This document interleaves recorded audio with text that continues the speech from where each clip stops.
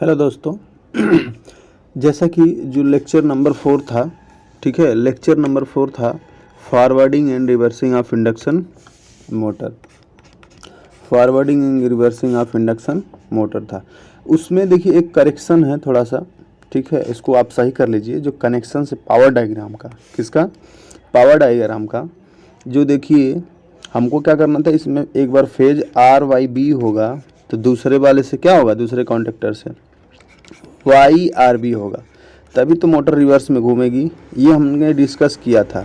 हमने क्या किया था, ये डिस्कस किया था कि ये दोनों फेज के आर वाई यहाँ पे है तो यहाँ वाई आर हो गया। दो फेज को आपस में इंटरचेंज किए थे। आप किसी दो फेज को आपस में इंटरचेंज कर सकते हैं। समझ में आया? यहाँ पे हमने इसको किया था, ठीक, इस यहाँ पे आर वाई था तो यहाँ पे क्या कर दिए थे, वाई आर कर दिए थे। तो देखिए ये आर वाला है, ये आर कनेक्शन है ना, ये कौन सा वाला है, आर वाला है। देखिए ये आर वाला कनेक्शन है, ये आर वाला है ना, ठीक है।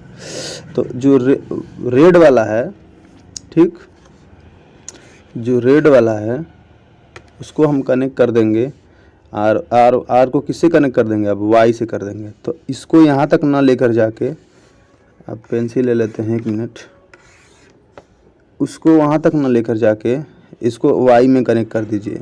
आर वाले को किस में कनेक्ट कर दीजिए, वाई में, ठीक है। समझ में आया? ठीक, चलिए। और जो वाई वाला है उसको किस में कनेक्ट कर दीजिए, आर में कनेक्ट कर दीजिए। उसको किस में कनेक्ट कर दीजिए, आर में कनेक्ट कर दीजिए, ठीक। यही करेक्शन था जो आप करेक्ट कर लीजिए, ठीक है, पिछले वाले में, तभी तो दो फेज बदल जाएगा। अगर देखिए इससे कैसे चल रहा है, ये आर वाई बी से मोटर हमारा घूम रहा था, मतलब मोटर का ये टर्मिनल आर था, ये वाई था और ये क्या था, बी था।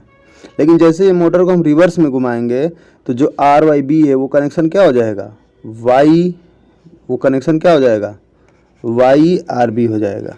क्या हो जाएगा, वाई आर बी। तो जो आर वाला है उसको कनेक्ट कर दिए वाई से, और जो वाई वाला है उसको कनेक्ट कर दिए आर से, और बी वाला तो सेम रहेगा, ठीक। यही करेक्शन है, आप करेक्ट लीजिए। थोड़ा सा मिस्टेक के लिए सॉरी, ठीक, अभी से हम केयर किए थे, ठीक है। Thank you.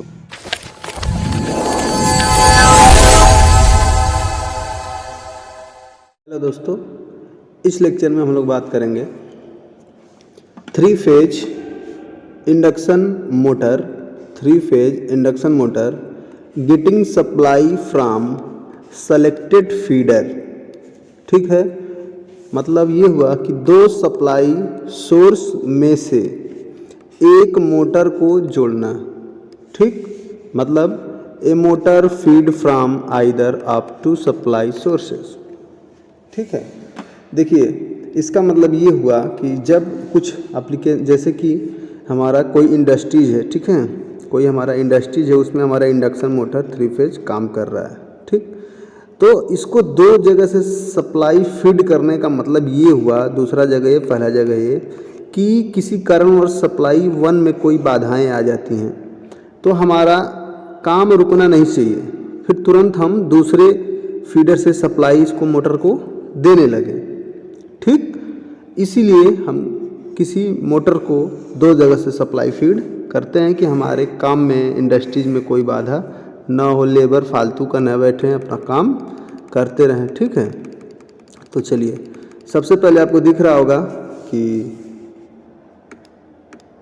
वाई, जब किसी कारणवश एक फीडर में प्रॉब्लम हो जाता है तो हमारा वर्क स्टॉप न हो, इसलिए 2 फीडर सप्लाई की आवश्यकता होती है, ठीक। आप समझ गए? चलिए पेन कापी पे आप इसको हेडिंग लिखिएगा। हेडिंग लिखने के बाद देखिए 3 हेडिंग लिखिए, इसमें से कुछ भी आपको पूछ सकता है, ठीक। चलिए तो अब आगे चलते हैं, ठीक है, ठीक। चलिए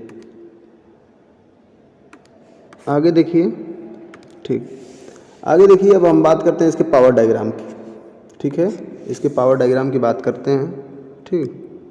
चलिए तो पावर डायग्राम में हमको ऑलरेडी पता है कि 3 मेन पार्ट होते हैं। पहला एमसीबी, दूसरा कॉन्टेक्टर, तीसरा ओवरलोड रिले या थर्मल रिले। समझ में आया? 3 पार्ट होते हैं, ये हमको पता है। चलिए, एमसीबी का सिंबल ये आपको दिख ही रहा है, कॉन्टेक्टर का ये दिख ही रहा है, और ओवरलोड थर्मल रिले का सिंबल ये दिख ही रहा है, पिंक वाला। दोनों देखो सेम है। अब देखिए, मान लेते हैं फीडर ये 1 है, ये आर वाई बी, सेम ये भी क्या है, आर वाई बी।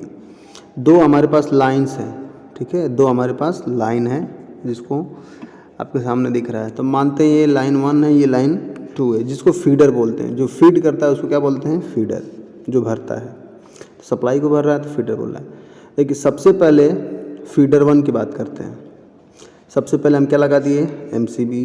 दूसरे पे क्या लगाए, कॉन्टेक्टर, नाम दे दी पहला वाला।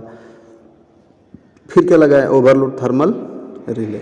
उसके बाद हमारी मोटर को सप्लाई मिल रही है, ठीक। तो हमारा ये फीडर नंबर 1 हुआ। दूसरे की बात करते हैं तो सेम प्रोसीजर, पहले एमसीबी, उसके बाद कॉन्टेक्टर दूसरा नंबर का, और ये क्या है, ओवरलोड रिले। अब देखिए, जो इसका आर फेज है, जो ये आर फेज है, आर फेज इसके किसके दिए हैं, आर फेज से। वाई वाला इसका वाई फेज से, और ब्लू वाला इसका ब्लू फेज से, ठीक। आप ऐसे दे देंगे, ठीक। जैसे ही आप इससे, मान लीजिए फीडर 1 से मोटर हमारी ऑपरेट हो रही थी, ठीक है। जैसे ही कोई सप्लाई की प्रॉब्लम आती है, हमारी मोटर रुक जाती है, तो हम क्या करेंगे, यहाँ से कॉन्टेक्टर को डी एनर्जाइज कर देंगे, जिससे ये कॉन्टेक्टर को ओपन कर देगा और हमारी मोटर फीडर 1 से बंद हो जाएगी। लेकिन जैसे ही आप फीडर 2 को चालू करेंगे, अब इधर से हमारी मोटर क्या होगी, स्टार्ट करना शुरू हो जाएगी, ठीक है, काम करना शुरू हो जाएगा। तो यही होता है फीडर 1 और फीडर 2 का मतलब। समझ में आया कि एक फीडर किसी कारणवश ख़राब हो जाए तो हमारी मोटर जो काम कर रही है वो रुके नहीं, इसलिए दूसरे फीडर से सप्लाई मिलता रहेगा। समझ में आया? या दूसरा ख़राब हो जाए तो पहला से मिलता रहे। अब बोलेंगे कि दोनों ख़राब हो जाए तो क्या होगा, तब तो काम रुकना ही पड़ेगा और तुमको क्या करना पड़ेगा, मेंटेन करना पड़ेगा, ठीक। आप कॉपी पेन पे, ठीक है, कॉपी पेन पे सारा फिगर बनाएंगे साथ साथ, ठीक है। चलिए बना लीजिए। आगे बात करते हैं कंट्रोल डायग्राम की, आगे बात करते हैं कंट्रोल डायग्राम की। कंट्रोल डायग्राम की बात करते हैं तो देखिए, सबसे पहले क्या होगा, सबको पता है, सबसे पहले होगा हमारी फेज लाइन। क्या होगी, फेज लाइन, ठीक। फेज लाइन के बाद आप क्या लगाएंगे, एक एमसीबी लगाते हैं। क्या लगाते हैं, एक एमसीबी लगाते हैं। एमसीबी लगा दिए। एमसीबी लगाने के बाद आप क्या लगाएंगे, overload thermal relay, normally close overload thermal relay, ठीक है। ओवरलोड थर्मल रिले का फिगर आप जानते हैं। चलिए बना देते हैं। ये देखिए ऐसे होता है overload normally close thermal relay. उसके बाद क्या लगाएंगे, ये देखिए, ये होगा फीडर 1 के लिए। किसके लिए होगा, फीडर 1 के लिए। फीडर 2 के लिए एक एक्स्ट्रा इस वाले में लगाना पड़ेगा हमको। फीडर 2 के लिए हमको एक्स्ट्रा लगाना पड़ेगा ओवरलोड थर्मल रिले, ठीक। अब ये क्या होगा, स्टॉप पुश बटन। उसके बाद क्या होगा, स्टॉप पुश बटन। इसके बाद होगा एक स्टॉप पुश बटन। ये क्या है, स्टॉप पुश बटन।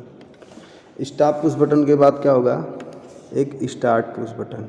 क्या होगा, एक start push button. Start push button लगा दिए, ठीक है। ये क्या हो गया, एक स्टार्ट पुश बटन। और स्टार्ट पुश बटन लगाने के बाद क्या होगा,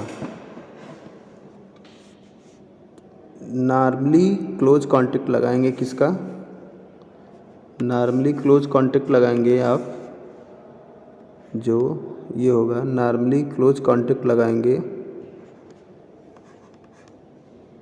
जो नॉर्मली क्लोज कॉन्टेक्ट होगा नॉर्मली क्लोज कॉन्टैक्ट सेकेंड वाले कॉन्टेक्टर का, किसके, सेकेंड वाले कॉन्टेक्टर का। फिर आपका क्या होगा, ये ऑपरेटिंग कॉयल, फिर आपका होगा ये ऑपरेटिंग कॉयल नंबर 1 वाली, कौन सी वाली, 1 नंबर वाली,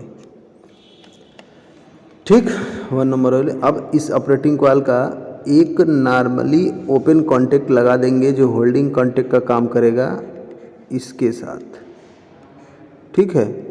लगाने के बाद अब देखिए ये फीडर 1 का है, किसका है, फीडर 1 का ये सिस्टम है, ठीक। वैसे ही हम बात करेंगे फीडर 2 के लिए सेम लगाएंगे, फीडर 2 के लिए सेम लगाएंगे। देखिए स्टॉप पुश बटन के बाद ही से आप लेकर जाएंगे, ठीक।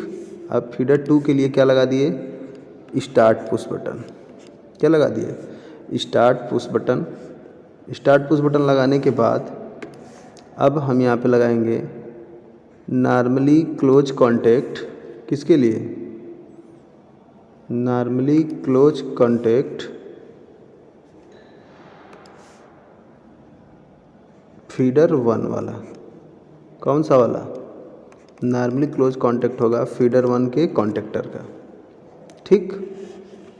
चलिए अब यहाँ पे क्या होगा, यहाँ पे आपका होगा ऑपरेटिंग कॉयल कॉन्टेक्टर 2 का, ऑपरेटिंग कॉयल कॉन्टेक्टर 2 का, ठीक। और इस कॉन्टेक्टर का क्या करेंगे कि नॉर्मली एक क्लोज कॉन्टैक्ट इसके होल्डिंग कॉन्टैक्ट के रूप में यहाँ पे लगा देंगे। ये किसका हो गया, 2 वाले का हो गया, किसका हो गया, 2 वाले का हो गया, ठीक। चलिए ये देखिए ये सिस्टम पूरे फीडर 1 के लिए है, फीडर 1 के लिए है, ये वाला सिस्टम फीडर 2 के लिए है, ठीक। देखिए इसी सिस्टम को बोलते हैं इंटरलॉकिंग, इसको क्या बोलते हैं, इंटरलॉकिंग। फीडर 2 के कॉन्टेक्टर का एक नॉर्मली क्लोज कॉन्टैक्ट फीडर 1 में लगा दीजिए और फीडर 1 के कॉन्टेक्टर का नॉर्मली क्लोज कॉन्टैक्ट फीडर 2 में लगा दीजिए। इसको क्या बोलते हैं, इंटरलॉकिंग। इंटरलॉकिंग क्या करता है कि मान लीजिए अगर फीडर 1 से हमारी सप्लाई मोटर को दे रहा है तो फीडर 2 गलती से चालू ना हो जाए, फीडर 2 गलती से चालू ना हो जाए। सेम अगर फीडर 2 सप्लाई हमारे मोटर को कर रहा है तो फीडर 1 की सप्लाई होगी ना। अब देखिए इसके वर्किंग को, किसकी बात करते हैं, इसके वर्किंग की, ठीक। चलिए इसके वर्किंग की बात करते हैं। तो इसके वर्किंग में बता दें आपको कि क्या होगा कि सबसे पहले आप जैसे ही सप्लाई देंगे, ठीक, एमसीबी को ऑन करेंगे, सप्लाई हमारी यहाँ तक आएगी। सप्लाई यहाँ तक आने का मतलब कि अगर हमको फीडर 1 से चला रहे हैं, स्टार्ट पुश बटन को आप क्या करेंगे, जैसे ही प्रेस करेंगे ये कॉइल कॉन्टैक्ट में आएगा और तुरंत क्या होगा, कॉन्टैक्टर का नंबर 1 कॉन्टैक्टर मतलब नंबर 1 फीडर का कॉन्टैक्टर का ऑपरेटिंग कॉइल एनर्जाइज होगा और जैसे ये एनर्जाइज होगा 2 काम करेगा, इसको चिपका लेगा और इसको ओपन कर लेगा, इसको चिपका लेगा और इसको क्या कर देगा, ओपन कर देगा। समझ में आया, क्योंकि कॉन्टैक्टर की संरचना आप जानते हैं, ठीक है। चलिए तो हमारी जैसे इससे फिर उंगली हटा लेंगे तो अब ये ओपन हो जाएगा, लेकिन ये जब चिपक गया है तो हमारी सप्लाई इसके माध्यम से ऐसे ऐसे ऐसे ऐसे ऐसे ऐसे क्या होगा, हमारी फीडर 1 से सप्लाई होता रहेगा। समझ में आया, फीडर 1 से सप्लाई क्या होगा, होता रहेगा, ठीक है। चलिए अब बंद करना हो तो यहाँ से स्टॉप बटन दबाएंगे, ठीक है। जैसे स्टॉप देंगे ये ओपन होगा, ये तुरंत क्या होगा, कॉइल डी एनर्जाइज होगा और इसको क्या कर देगा, इसको क्या करेगा, ओपन कर देगा। पहले क्लोज था और ये पहले ओपन था, इसको फिर अपने पूर्ण अवस्था में क्लोज कर देगा। सेम अगर हमको दूसरे फीडर से चलाना है तो इसको क्या करेंगे, प्रेस करेंगे। जैसे ही आप इसको प्रेस करेंगे अब तुरंत दूसरा नंबर वाला कॉइल एनर्जाइज होगा। दूसरा नंबर के ऑपरेटिंग कॉइल एनर्जाइज होने के बाद ये अपना फिर पुनः 2 काम करेगा, होल्डिंग कॉन्टैक्ट को काम में ला लेगा, इसको चिपका देगा और इसको क्या कर देगा, ओपन कर देगा। इसको क्या कर देगा, ओपन कर देगा। तो जैसे ही इसको ओपन करेगा तो अब हमारा 1 नंबर फीडर से मोटर चलने की कोई पॉसिबिलिटी है ही नहीं, बचा ही नहीं। जब ओपन हो गया तो हमारा क्या होगा कि 2 नंबर फीडर से सप्लाई चलती रहेगी। 2 नंबर फीडर से क्या होगा, सप्लाई चलती रहेगी। ठीक है, चलिए तो ये रहा आपका कंट्रोल डायग्राम जब फीडर 2 हो। ठीक, जब फीडर क्या हो, 2 हो। ठीक है, तो ये बस इसमें देखिए एक ही अलग चीज़ है कि इसमें 2 ओवरलोड रिले लगाना होता है दिखाने के लिए कि एक फीडर 1 के लिए है और दूसरा किसके लिए है, फीडर 2 के लिए है।